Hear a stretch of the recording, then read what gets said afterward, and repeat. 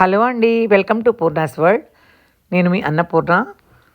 ఈరోజు పిల్లలు గొడవ చేస్తే మసా సుషి అనే చైనీస్ ప్లేస్కి వచ్చామండి. ఇక్కడ ఓన్లీ సుషీలు ఎక్కువగా దొరుకుతాయి. రకరకాల వెరైటీస్ 7 రకాల సుషీలో రకాలు పెట్టారు.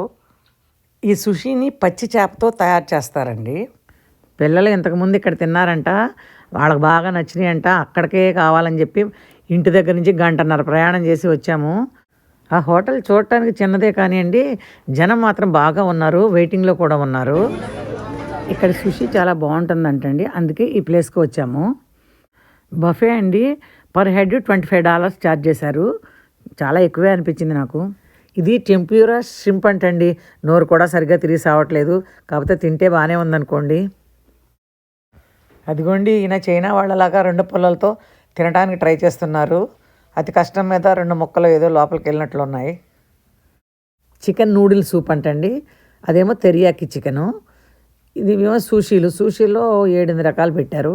అన్ని రకాలు వెరైటీలు బాగానే ఉన్నాయి. సుషీలో ఎన్నో వెరైటీలు అండి. ఏదో 1-2 రకాలు అనుకున్నాము, చాలా రకాలు ఉన్నాయి.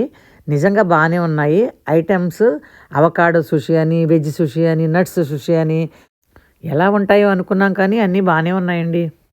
మామూలుగా మనం బఫేలకు వెళ్ళామనుకోండి, తిన్నంత తింటాము, మిగిలింది వదిలేస్తాము, కొంత అట్లా రకరకాలుగా చేస్తాం.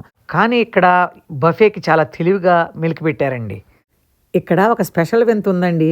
ఆ వింత ఏమిటంటే, మనం ఆర్డర్ ఇచ్చినవన్నీ తినేయాలంట. ఐటమ్స్ ఏవైనా మిగిలినవి అనుకోండి, వాటికి మనం బిల్లు తిరిగి చెల్లించాలంట. అంటే పర్ పర్సన్కి $25 కాక ఎక్స్ట్రా పే చేయాల్సి వస్తుంది అనమాట. చాలా తెలివైన వాళ్ళు వీళ్ళు. వేస్ట్ కాకుండా భలేగా పెట్టారు కండిషను. ఆ ప్లేట్లో గ్రీన్ కలర్గా కనిపిస్తుంది చూడండి, దానిని వసాబీ అంటారంట.